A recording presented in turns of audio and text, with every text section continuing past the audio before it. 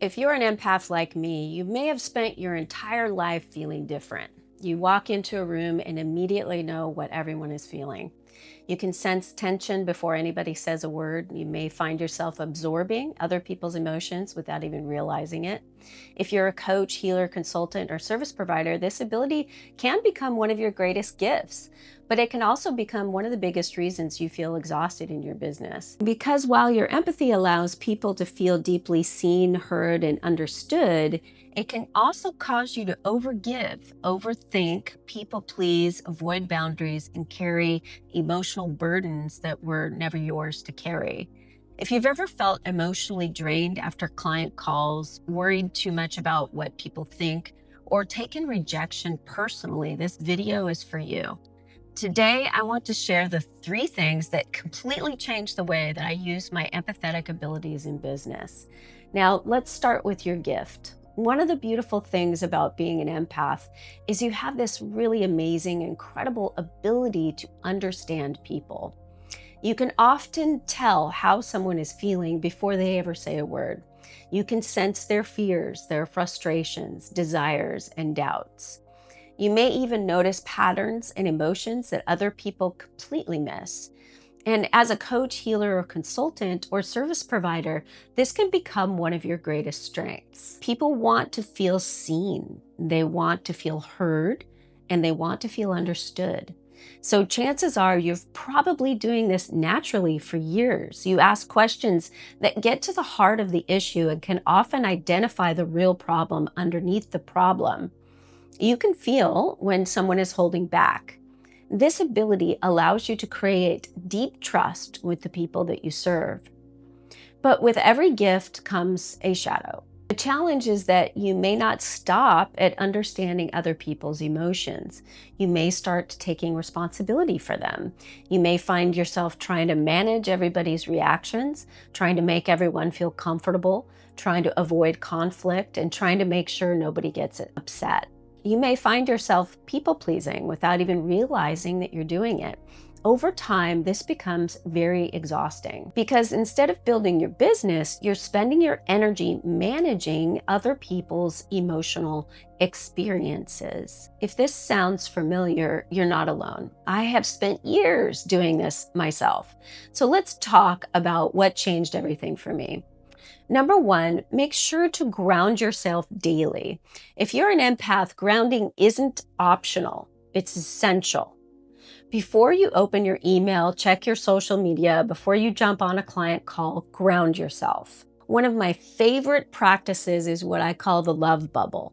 I basically zip myself up inside a love bubble of energy and only love vibration or higher gets in. So this doesn't mean that you're shutting people out. It just means that any sort of negative energy or vibration that is below love is not going to get through the bubble. It doesn't mean that you're going to become cold or disconnected or unavailable or anything like that. It means that when you're grounded, you're far more less likely to absorb the emotional chaos around you, and you can remain compassionate, caring, grounded without becoming overwhelmed.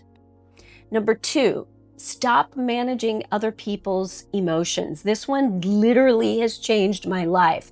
You are not responsible for how other people feel. Let me say that again. You are not responsible for how other people feel. You may have spent years becoming an expert at managing emotions.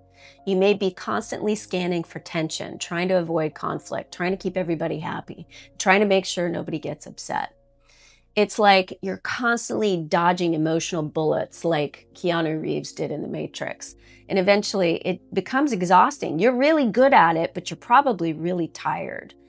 Your responsibility is to communicate with honesty, kindness, and compassion. Their response belongs to them, not you. This means you can say no. No is a complete sentence. You can set boundaries. You can charge appropriately, and you can also speak your truth. And you don't have to carry the emotional weight of someone else's reaction. Number 3, don't take business so personally. Sometimes people don't buy your offer and someone unsubscribes from your email list, or maybe they say no, or they choose a different coach. Doesn't matter. Suddenly, you start questioning yourself. Maybe I'm not good enough. Maybe my offer is not good enough. Maybe nobody wants what I have. But here's what I want you to remember. You are not your business. Your business is its own entity. You are the founder and the guide, but your worth is not determined by every sale, launch, conversion rate, or somebody else's decision. When someone doesn't buy from you, it doesn't mean that you're not valuable. It doesn't mean that you're not gifted. It simply means that that person wasn't the right fit in this moment. And your job is not to convince everyone. Your job is to continue showing up, continue serving, continue refining your message, and continue trusting the process. The right people will find you.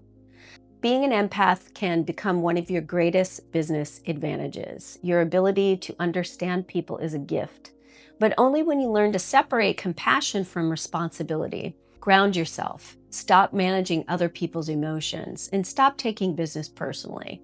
The more you protect your energy, the more powerful your impact becomes.